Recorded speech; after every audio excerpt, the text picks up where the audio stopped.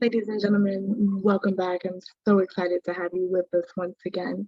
My name's Glo, and I am the host of Excerpts Podcast, an excerpt about the author, the companion episode to the podcast. Tonight, I'm super excited to introduce you to Miss Lanae Dillard, the author of The Rose Letter. It's a memoir, and it is a very raw piece that I can't wait to share with you and to introduce you to Lanae. We're just going to hop into it. So, Miss Dillard, how are you today? I am doing great and feeling great. I'm so glad to hear it. So you're an author, but you weren't always an author. How did you become an author? What led you here? Honestly, I would not be an author today if it wasn't for my grandmother. She was pushing for me to write this story. She felt like I had went through so much before turning 25. I dropped out of college. I became a full-time mom and housewife all the way across the state. I was actually in Colorado because I was an Army wife, to be specific. So I had to transition into this brand new person from a college student. And the story just was so compelling. She felt like I really need to write it all down into a book form so that I can share it with other people who might want to hear my story. Absolutely, absolutely. So the Rose Letter is really raw and it's really real and it's very true to you. It's your story. But you also write op-ed pieces. And if you had to pick between the two, which one would you choose as the thing that you just do? I would choose op-ed just because I could be more creative. I have a full range of perspectives and opinions I can give. And I have the choice of sharing, what I feel comfortable with. Of course, with a memoir, you get really deep and personal and things can be emotional. And sometimes you don't want to touch on those types of subjects. So I'd much rather feel more in control of my perspectives in my op-ed pieces.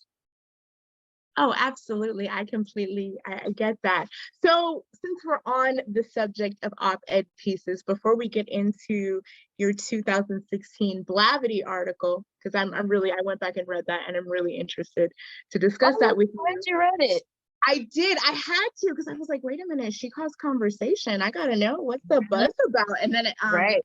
And I'm also one of those people that I understand that you have to read beyond the headline because that's supposed to draw you in, and what I'm learning now in this new world, people just read the headline and then they have an opinion.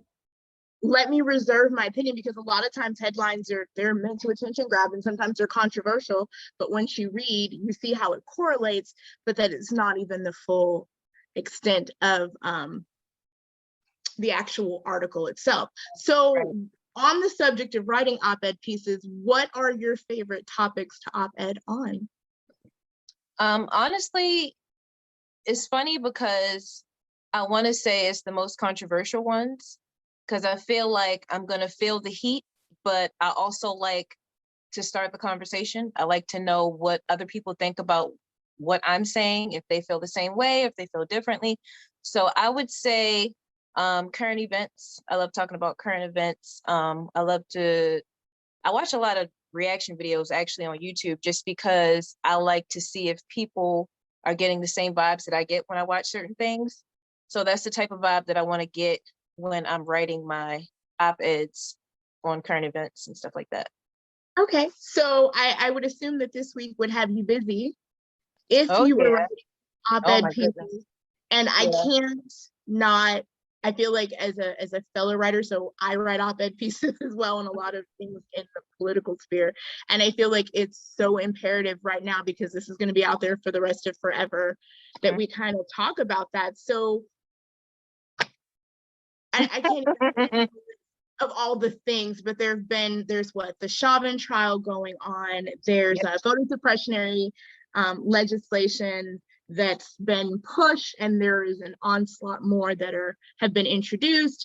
We just had it's now 3 shootings, I think, this week that were officer involved. What are your thoughts? What do you got for me? Honestly, it's so hard to write about those things because it's almost like, because I actually wrote a piece a few years back with Blavity as well called same victim, different story. And I feel like a lot of times we hear these stories. Of course, it's the name that changes because it's a different victim, but it's the same story. And sometimes I feel like to write about it is repetitive because I feel like it's going to be within the same form as the previous article. So a lot of times, instead of writing a full piece, I'll post on Twitter, just like a few phrases about how I feel. Like recently I tweeted that nothing changes if nothing changes. I agree. If you're not gonna take pensions, if you're gonna give paid administrative leave, if you're gonna not fire these people, allow them to resign, how do you expect them to go on the streets and patrol cautiously if there's no consequence behind it, you know? And Absolutely.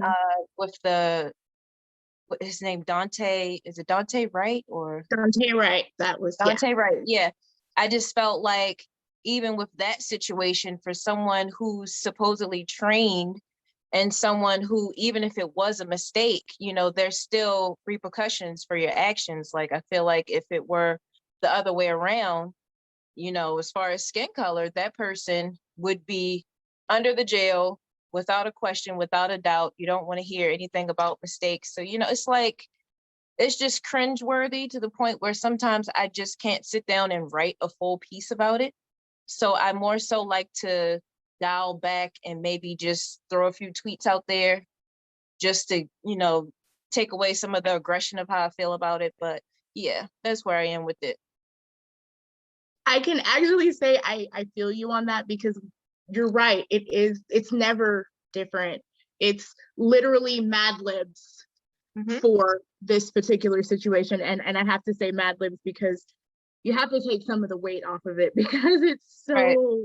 so heavy. So I think I'm gonna start borrowing from you and take it's a little small because my uncle is one of those people who taught me that be the historian, record the things that happen. And so I've gotten so caught up in recording the things that happen and responding to the things that happen. There's Yeah. not enough ink. My hand can't move fast enough. Yeah. And there's not enough hours in the day. So I applaud you for having that approach to it. We're gonna go back to 2016 when the world was not as, we were on a crash course to where we are now, but we didn't know this is what was coming. So you wrote a very, very interesting piece in 2016 on Blavity, and I'm going to let you tell us all about it.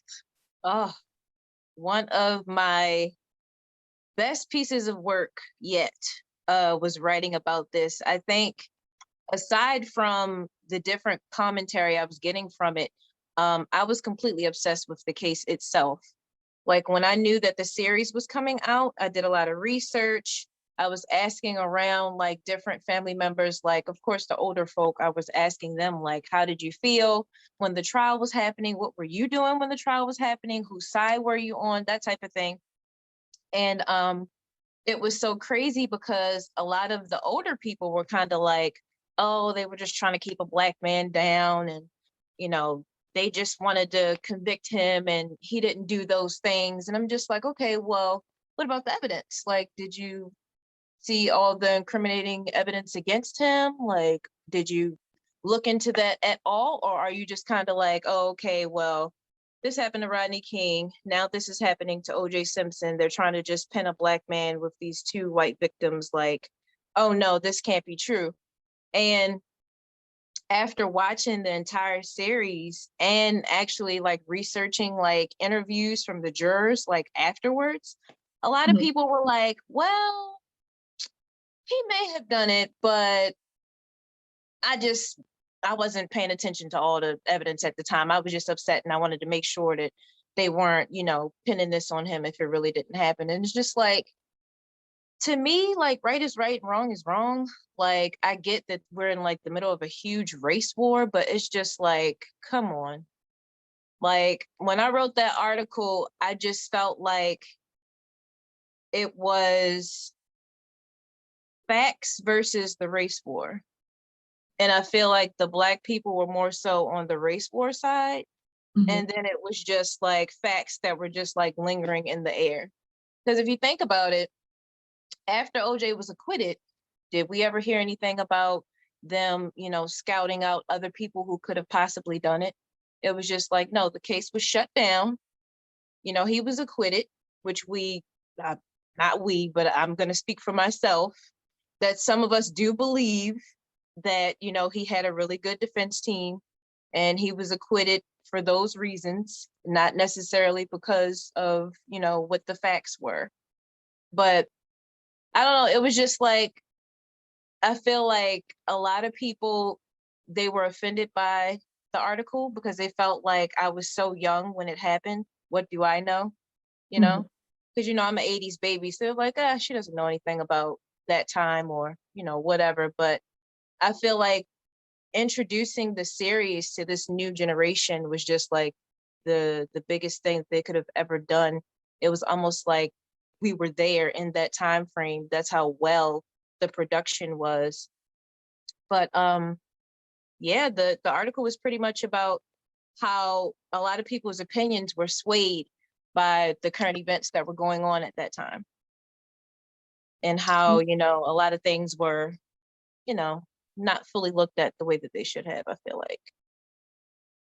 And I think that's fair, but so as I was reading the article, I had to take myself back to that period in time. And when I took myself back, first of all, scary to go back, and also frightening to realize how much of a nerd I really was, because even as a young person, I was in tune to, okay, this thing with Rodney King happened. Then we have the LA riots. So we're coming off of that, like you said, and there's this huge swell in racial tension. Then OJ Simpson does this thing. And I distinctly remember watching him do his famed Bronco chase. They really did cut into live TV for you to watch that. And it was just like, as a child, I said, a person who is not guilty would not do this. And then every day seeing the recaps of the trial, kind of like we're seeing now, where it's just fodder for all of the talking heads. And the thing that I always thought was interesting is I never was in any environments where Black people thought he didn't do it. Ever. Like that was never a part of the conversation. It was understood that there were some people who believed otherwise as a result of whatever racial tension. But it's really interesting to realize that people that were a little bit removed from the situation, like age-wise, just didn't have the same, you know, concept. And if he didn't do it, I'll just say this, if he didn't do it, why would you come out later and do PR about a book about what it would have been like if I had done it? Like, come on. If I did it. Which was so stupid. I was just like, what? Who does that? So it was, I really, really enjoyed your piece, and it really, really took me back. And then just the style, I really like, you got some teeth to you, girly. And I really like that, because sometimes you have to say the uncomfortable thing to spark the conversation. Right. And then not back away from the uncomfortable thing. Just be like, okay, so this is what it is. And it doesn't have to be offensive in your delivery. Maybe the topic is offensive to someone, but that's just because of their sensibilities. But your delivery is respectful and clean. So thank you. I appreciate your perspective on that piece. And are you still working with Blavity and publishing op-eds, or where can we find you now? Because I definitely, as we're watching everything progress eventually, and especially I know now with like the suppressionary voter tactics, we're gonna have to start speaking up. Like, maybe we don't have the energy to speak on everything else, but this is critical to helping to change that. So are you going to be writing anywhere? Where can we find those pieces? Actually, right now I've been doing a lot of blogging. So I do have, of course, a lot of pieces on my blog, which I write through Medium, which you can find me at Everyday Girl Blog on Medium. I have a lot of posts there, but I don't have any really recent articles with Blavity. I believe my last article was maybe about 2 months ago, but I have a pretty good rap sheet with Blavity. I have about 7 or 8 articles published with them. So if you were ever to visit their site and you research me as an author, you would find all of my pieces that I've written with them. But yeah, so recently I've just been blogging. Blogging is good. It's cathartic. There's no pressure involved in it. Right. So that's kind of cool. So we're now talking about blogging, your social media presence. It is really, aside from the fact that your op-ed pieces have bite to them, you are really positive. I try to be hopeful. And that always concerns me about people. Not that it's a bad thing for you to be positive and radiate hope, but what are you doing to pour back into yourself to refuel yourself so that you can continue to radiate in the way that you do? Recently it would be therapy. I actually went to therapy for the first time 2 years ago. And there I was able to, openly discuss what I was currently going through, which was grief and coping and that type of thing. But as far as my social media, I feel like even if you're not having such a great day, I feel like as long as you put that positive energy out there, you'll receive it back. And I feel like a lot of times my blog is what saved me on those days where I would make sure that that was my priority. It was something to look forward to. And when I would post, I felt like I was accomplishing something, regardless of what it was. And I just feel like whatever you put out there, you'll receive it back. And sometimes I am at my lowest. I am having a hard time or maybe a mental breakdown, but I'll put that positive energy out there, hoping that I'll receive it back from myself as well. And I feel like sometimes some people, even if they're in the same situation or they're feeling the same way that you feel, they can receive that positive energy off of you, not even knowing that you feel the opposite. But I feel like it always comes full circle when you put it out there like that, regardless of how you feel. That's sweet. And it is very in touch with how we're all connected. And I really, really, I respect that. So there was an interesting theory that you wrote about. It's called the donut shop theory. Now, I didn't get a lot of research into that because the world started imploding. So tell me and this audience a little bit about the donut shop theory. So this is pretty much something that I came up with like on a whim, like when I was writing my book. It came from chapter 3, which was pretty much about my dating life or lack thereof, because I was having such a hard and frustrating time after getting divorced in this crazy dating world, because I always felt like the terminology I just could never get with. Like I explained the 3 different types of dating levels, I guess. In my book, I talk about how you could be talking, dating, or being exclusive. And it's just like, they all kind of like seem the same to me. Like, I feel like if we're dating, we are exclusive, or if we're talking, we are dating. So how are they 3 different things? But the donut shop theory, I actually came up with as I was writing it. I was just thinking like, women are so much different than men when it comes to like picking like the person that you want to be with, because, as women, we aspire to marriage, it's always like in the back of our heads. Even if we're talking to someone, we're not even exclusively dating them. We're thinking of how they would be as a husband, that type of thing. So the donut shop theory, if you picture it, all of the donuts would be all of your potential partners. And I feel like women, they go into the donut shop and we have an idea of the type of mate that we want. We have this invisible list in our head of who we want to be with exclusively. And I feel like we go into the donut shop, we may try out all of the samples and we come out with a purchase, which the purchase is the commitment. So women, they're going to leave the donut shop with that purchase. Now men, I feel like they'll try every single flavor available, but that purchase doesn't always happen. And I feel like they can leave feeling okay with those different favorite flavors they may have in their head, but not necessarily ready to make that purchase. So I feel like it's more like an indecisiveness with men, and then how women function as far as like our dating process. So yeah, it was just something that came to me as I was writing it. It just was like, you know what? This is called the donut shop theory because this is how it is. So yeah.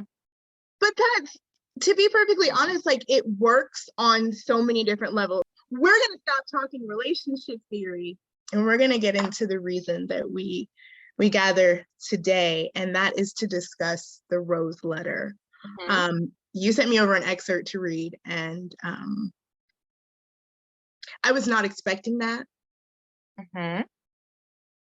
I was expecting something to be powerful based on other things that I was able to find that you'd written, but I wasn't expecting that. And so I owe you a punch. I'm sorry. Did I take you to a different place? You took me to, when I sat down to actually record the piece, like that is, I felt everything that you wrote and everything that I said. And I hope, actually, I played it for a girlfriend of mine the other day, and she was like, girl, I didn't know that happened to you. I was like, honey, that didn't happen to me. That's not my story. This is, you know, one of the authors that I'll be featuring. And she goes, yeah, you had me really convinced that was you. So, and I had to sit with that for a little while. As a matter of fact, I haven't recorded since then because I need a minute. So we talked about you being this young mother, fresh out of college. And the Rose Letter seems, from the bit that I've already read, that it kind of catches you up right there. Yep. So we know that's exactly how we got here.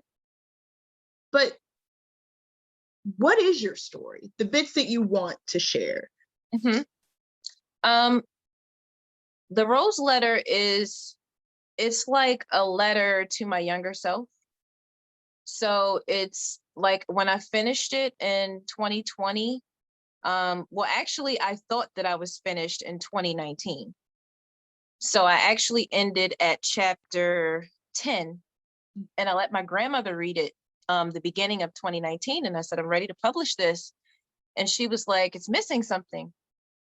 She said, it's not done. It's missing something. I'm like, well, what is it missing? Like, I literally have everything in here. I have, you know, my mental struggles with eczema. I have me dropping out of school, me getting married, me getting divorced, like, you know, my experience with chapter 5, the A word. What is it missing? And she actually passed away in July of that year. And I realized that what was missing was the chapter about her and my life without her. So I actually added on chapter 11, which is angel numbers, because the story wasn't finished, because, you know, unfortunately, I had to learn how to reprogram myself without her. So I want my story as a whole to be that you can go through all of these different things. It can seem like it's a dark cloud in your life, but at the end of the tunnel, like, there's better days. And you take those better days and you help the next person that's in their dark cloud, and you let them know that there's light after the dark cloud. So that's what I want people, especially younger women, to get from my book. I actually let a coworker read it right before I published it.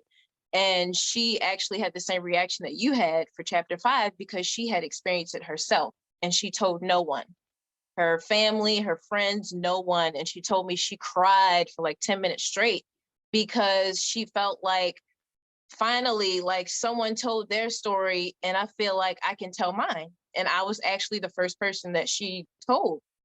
And I just was like so touched, because I felt like, oh my gosh, like the book is actually doing what I want it to do. So I hope that I can reach more people to want to share their stories and maybe write a memoir about the things that they went through, because we all go through things and everyone doesn't always know, but we can learn from them. So this is true. This is okay. Whew, I'm getting teary-eyed just thinking about reading that chapter. It really was powerful, and I really want to talk about the A word. after I read it the first time and I sat down to record it, I said to myself, do I put a trigger warning here? Mm-hmm. And I was going to put one, and I kept trying to come up with, how do I even do this? And I was like, nah. So I ended up not putting a trigger warning there. And like I said, I'd shared with a girlfriend of mine, and she was like, it didn't have, that needs a warning. And I was like, you know what? No, it doesn't need a warning. And she says, well, why not? You might upset someone. I was like, yeah, but I'm not really worried about the sensibility, the delicate sensibilities of others. I really, someone somewhere needs this, and they need it. They don't know that they need it, and I don't need to give them an opportunity to walk away from it. Right. At That's all. true. That's true. And there was a bit in there. The excerpt that I was given starts with, if it were shot like a movie, it starts with you in your real life, and then it kind of fades off to this montage. Right. And the title for that montage. Oh my goodness. Just imagine like me writing that down and experiencing that. Everyone that has read it has felt the same thing. Like I was there, like I felt like I was you for that moment that I was reading it. And I said, that's exactly what I wanted you to feel, because that's how impactful it was for me.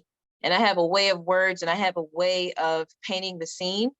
And that was one of the chapters smack dead in the middle of the book that I needed to wheel people into who I am and what I've experienced and how I've grown from it. So absolutely. And you have definitely grown from it, because there was a part that you wrote about how you were sitting in the lobby, and there were other people. You alluded to the other people. You alluded to going to this place and being in this room with these other people. And you said that through your head that you were having the thoughts of run, just run. And you said, instead of running, you sat there. And you sat there, not for yourself, but for other people. And that resonated beyond just sisters in solidarity in that space. That was very Black woman of you to, you know what? Yeah, I'm about to go through something traumatic, but there's absolutely no way that this can show. And in the moment, was that where your head was, or was that something that you had to come to later? This is why you were unable to move from that spot. It was a combination of both. I definitely felt like that in that moment, but in order to write it, I had to relive the entire scene, which had to come back to me in like bits of memories because of, you know, the strong medicine that I was on to get the procedure done. But yeah, I definitely felt like that in that moment, because I remember looking around at all the worried faces, you know, and you know, I knew that I had to keep my composure, because I felt like I would have created an uproar in that place because it was very quiet, you know. So yeah. Wow. Well, I applaud you for not just being honest and for writing this piece. I don't just applaud you for how really real and vulnerable that piece was, but I applaud you for, you also wrote about the him and the how. And the way you set that up. So in the beginning, you get a larger picture of the him, but when we get in that moment, I love the way that you were honest in, okay, so for a second, I allowed my mind to go here, and then I was like, yeah, that's a brick wall. I'm going to go in a different direction.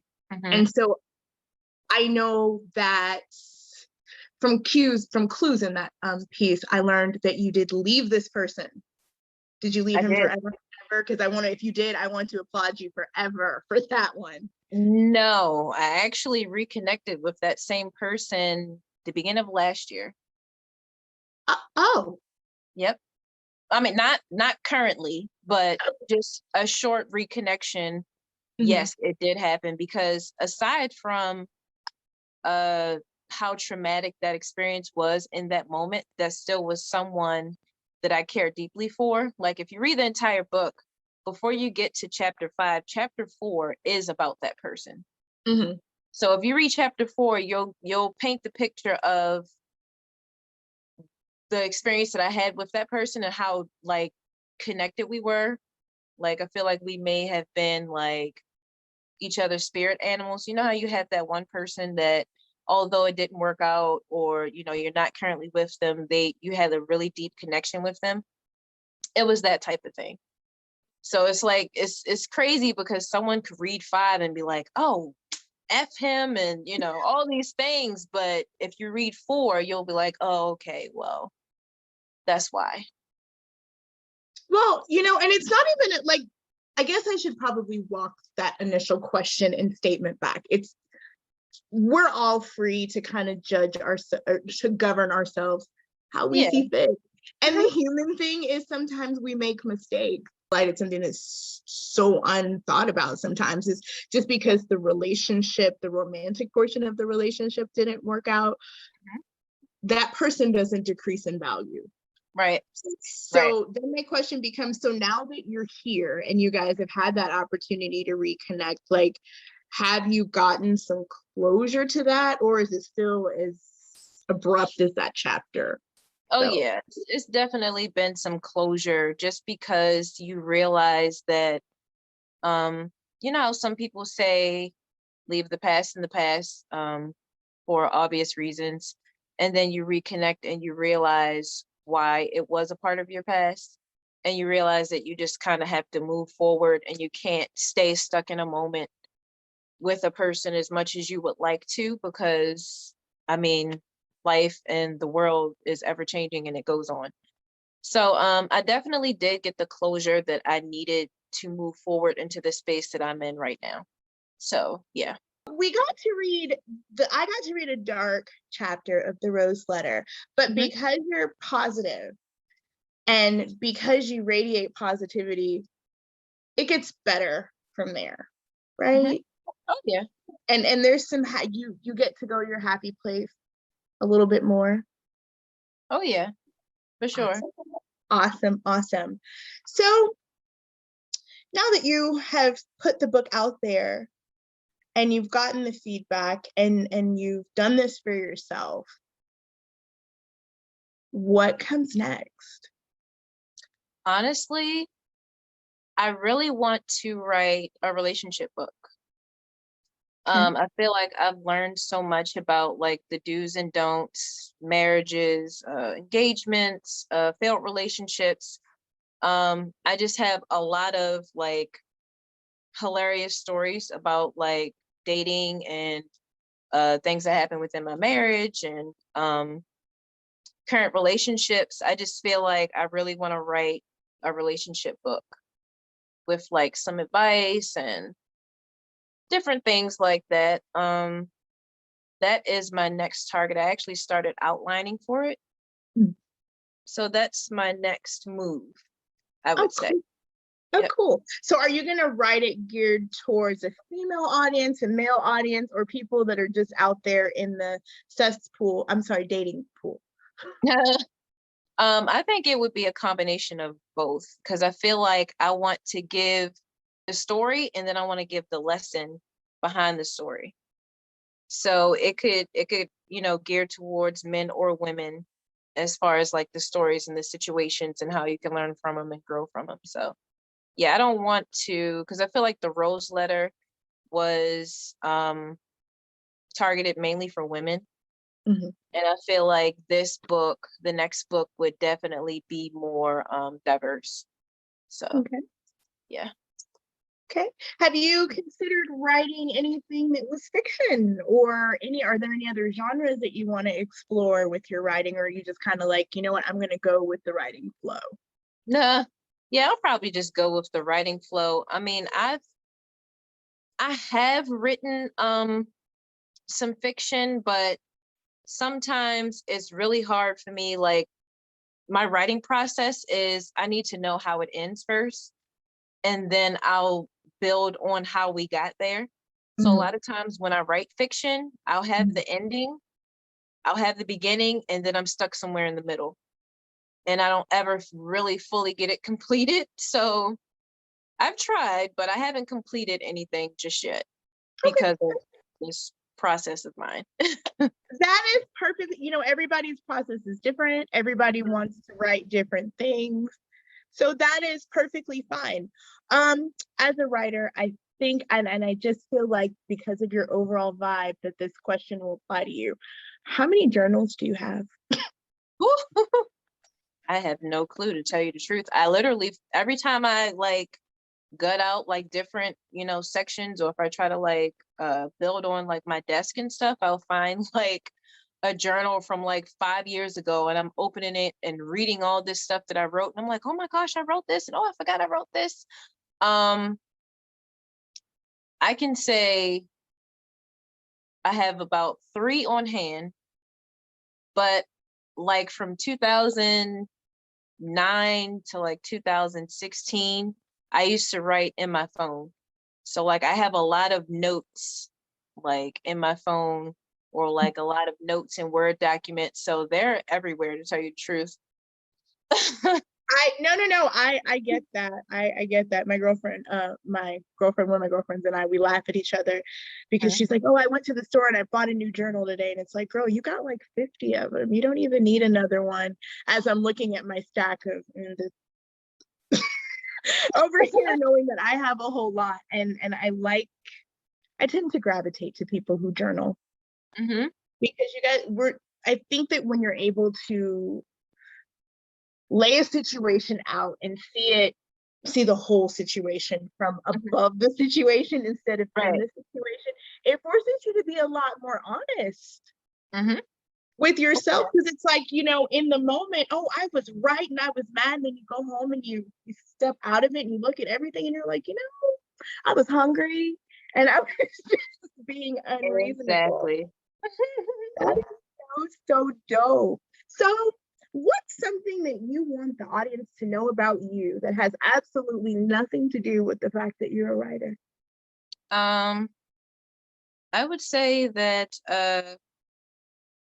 I'm a cookie fiend and a true crime fiend. Like, my favorite channel is Investigation Discovery. Okay. And as weird and creepy as it is to think about how much I watch this stuff, I feel like I watch it because if I'm in those situations, I'm going to know what to do. Like, you're not going to kill me without me leaving a piece of evidence behind. They're going to know that it's you because I'm going to have your DNA underneath my fingernails. I'm going to leave a button or something at your place. You know, I always have these weird, superstitious thoughts when I'm watching these things. Like, if this were me, I would do it this way. It's just weird. I don't know. But cookie lover and true crime lover. The snickerdoodle cookies are like heaven to me from Great Cookie. Yeah, a bucket of snickerdoodle cookies, like oh man, now I want cookies. No. So one of the things that we do here is we're gracious for the space that we have.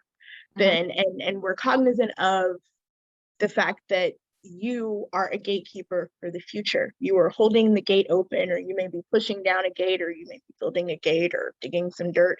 There's something related to the gate that you are doing for generations that will come after you. But I always like to know about the generations that came before you. So if you could sit at the feet of any one author as they wrote, who would you choose and why? So could this be like a person that could be around my age, or does it have to be someone that's like older? Anyone that you are interested in their process, their perspective, what have you? Who does it for Honestly, you? it would be Issa Rae or Dave Chappelle. I feel like I would love to be at any table or chair that their writing process and their thought process is so raw. And I feel like if anyone out, if if I could get advice from anyone, I would want it to be like unfiltered. And I feel like I would get it from either one of those people. Absolutely, absolutely.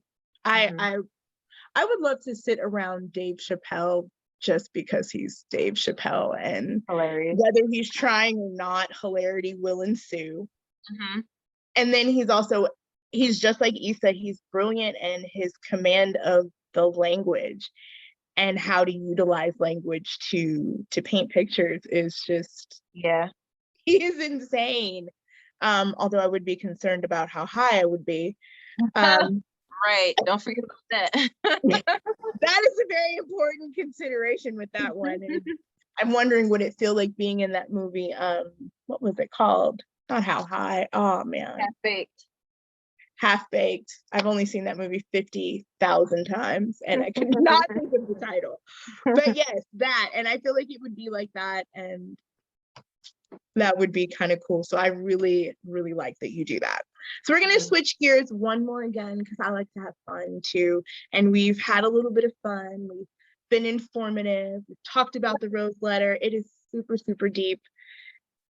And now we need to decompress. It's called Fast Facts. And I'm going to ask you 10 random questions that I'm going to put in front of me right here. Okay. And you just answer the first thing that comes to mind. Okay. You can be as silly or as serious as you want to be. Okay. All right.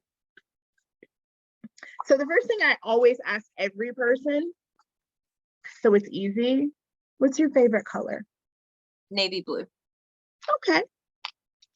If you could bring back any fashion trend, what would it be? Mm. You know what? What do you call those things? The chokers. The original chokers though. The black ones? The Yes. ribbon ones? Yep. Those actually are back. They are.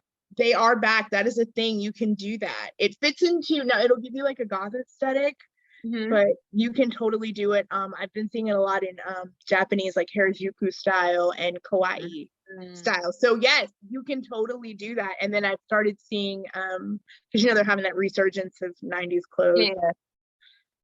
I don't understand it, but whatever, we'll go back to it. But I have seen some chokers for sale. As a matter of fact, I bought a lace one with the broader lace one, and you cannot tell me I'm not cute with that thing on. My 12-year-old self.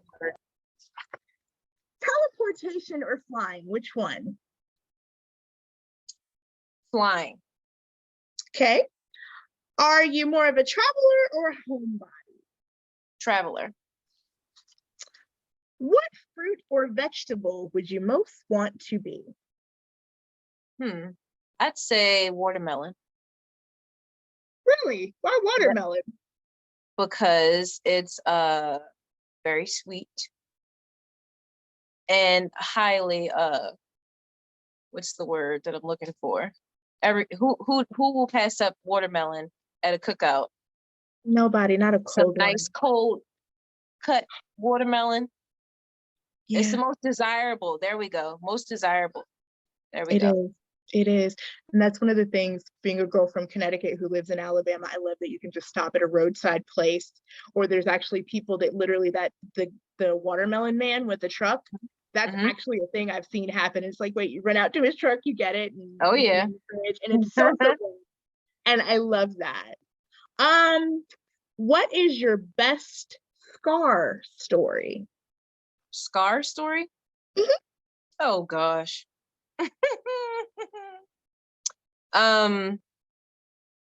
So my left big toe does not bend, and I have a scar there because I had to get stitches. And one of the things that I used to do in college, you know how people say, oh, you want to see, can you do this? Can you do that? And I'll take my shoe and my sock off and I'll say, can you do this? And I'll try to bend my foot, but my thumb, it won't bend. The big toe on my foot won't bend. It stays like this while the rest are down. Because so one day when I was 8, I decided that I wanted to stand on a chair with a fan blowing in my face with "I Believe I Can Fly" playing in the background. You were singing it to the I was singing into the fan, standing on this chair with one leg out like a complete idiot, and I fell and cut my toe on my bed frame, underneath my bed frame, slit my toe almost all the way off, like it was hanging off of my foot, and I had to get stitches. Oh my So I goodness. hit a nerve, so I have this weird scar and weird disability now. Yeah. I'm sorry. I was not supposed to laugh as hard as I did at that, but I was one of those kids who was that kind of kid. So one, if there was a fan on, I couldn't resist not singing into it. Mm-hmm. And I'm completely a daredevil, and I have a daredevil daughter now. So mentally keep fans away from chairs. Are you a morning person or a night person? Night person. All righty. And do you think you could live without your smartphone for 24 hours? I could. And you'd be happy? Yep. Oh yeah, I would. Okay. Do you speak any other languages? I don't. I like to fake like I can speak Spanish fluently because I took Spanish 4 in high school, but I only know a few phrases and words, so I'm gonna just stick with English and stop, faking the funk. Alrighty. Who is your favorite Disney villain? Disney villain? Mm-hmm.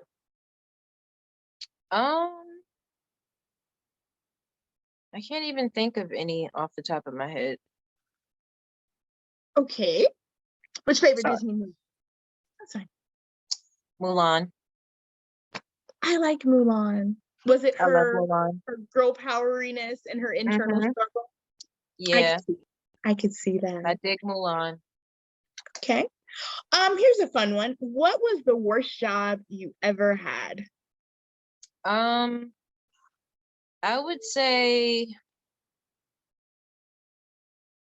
I want to say working at Burger King, just because I had like really bad eczema at the time. And like I would have to work the drive-through window, and it was like no air conditioning, and it was just always so hot and annoying. And at that time I wasn't all that great at customer service. So I would give more attitude than service. So yeah, I would say Burger King. Oh, okay. All right. I'm gonna leave that alone because and food service. Just leave it there. Just leave it there. I will say this. I think everyone should work food service so that they have a respect for those people, because not every time is the attitude warranted. But there are a lot of times that there's like some external things going on to deliver you your hamburger in 13 seconds. Right. That are going on that you don't know anything about.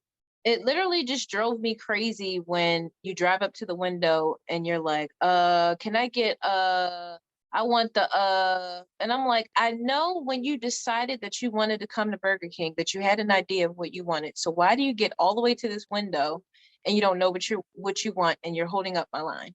That was my whole, like, I hated it. So I'm gonna admit that I have been one of those people. With Burger King specifically, I am an original chicken sandwich girl with an order of onion rings, ranch, and a Dr. Pepper, no ice. That's really what I am. That's my typical Burger King order. But every once in a while I'll get there and I'm like, I want to try something that's not this, but this is what brought me here. And then I get usually I should know not to do this whenever my brain tells me to do it. Hey, let's get a new thing. No, because I never liked the new thing. Right. And I'm like, it's not this. So I understand your frustration, but I also understand like how your brain plays weird tricks on you. Right. True. Happen. If you could be a member of any fictional family, whose family would you belong to? I would say Blackish. They seem like they have the most fun ever. I would love to be a part of that family. I can say I would, girl, yes. They seem like cool parents. The Mm-hmm. siblings they are an interesting, disjointed but unified bunch. Exactly. Can I have their style and someone to do my hair every day? There you go. Can I have those things? So that's been my fast facts. And now I feel like I Cool. know you better. And I everything that you've said just seems on par with who I was able to kind of discern who you were um, through my research. So I think that's super, super dope. We also, in holding the door open for others, I always ask accomplished and published authors for advice for the next gen. So what advice do you have for writers who are struggling with their memoir? I would say definitely go at your own pace. Um, you have to be 100% ready to tell the story, first off. And when it comes to you, you're going to end up writing it in pieces, and that's okay. Like you can have one piece written 1 year and then take a 2-year break and then come back to it. Like it's all just a part of whatever your process is. But one of the things that I realized while writing it is that sometimes what you remember is not always what actually happened. So like a lot of childhood memories, I would have to go back and get the actual story and then compare it to what I remember, but also without taking away what I felt from it. And I feel like that's like a struggle sometimes because you may remember it a certain way, but that doesn't necessarily mean it happened that way.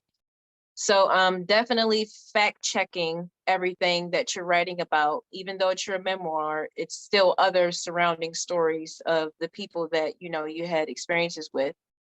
And the last thing I would want to say is don't let family or friends or situations dictate what you have to say. I feel like when you write a memoir, it's going to be, like I said, other surrounding people and stories, and they may not like what you have to say about them or how they made you feel. And sometimes people want to write your story for you because you're speaking of them, and it takes away from the authentic story. So I feel like sometimes you have to mute like people on the outside and just write what you feel. And honestly, you know, sometimes like when I wrote mine, I felt like sometimes I had to dial back certain things because I didn't want people to be offended.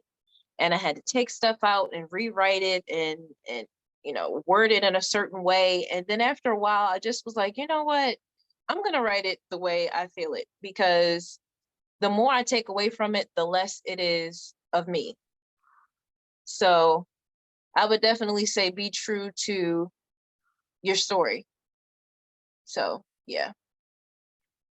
All right. Well, ladies and gentlemen, let me start with Lanae. Thank you for coming into the space and gracing us with your presence. Well, thanks Thank for you for having me. you are so welcome. Lanae's book is called The Rose Letter, and it is available for purchase on Amazon. And you can also find Lanae on Instagram at I Am Everyday Girl. And you have everydaygirlblog@gmail.com to email you.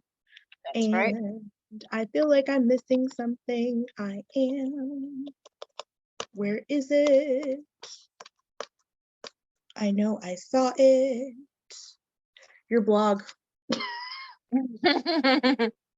I'm sorry, I can't see the forest for the trees today. It's Everyday Girl Blog, right? Right. Okay. So everydaygirlblog.com, but it's GRL. Right. Okay. So guys, super, super important. Actually, no, I don't have to say that because I'm going to put all of your contact information at the end. So you can also find Miss Lanae at everydaygirlblog.com. If you've missed any of this, it's totally cool. I know I talk fast. Sometimes you're not listening. It's all good. I got you on the end. I'm still Glow. I'm still your host of Excerpts, and you can still find us at excerptspodcast.com. This companion episode is going to be streamed on our YouTube page, our Instagram page, and our Facebook, all of which are Excerpts Podcast. And occasionally we tweet at Podcast Excerpts. I thank you guys for being here, and until we connect again, take care of yourselves.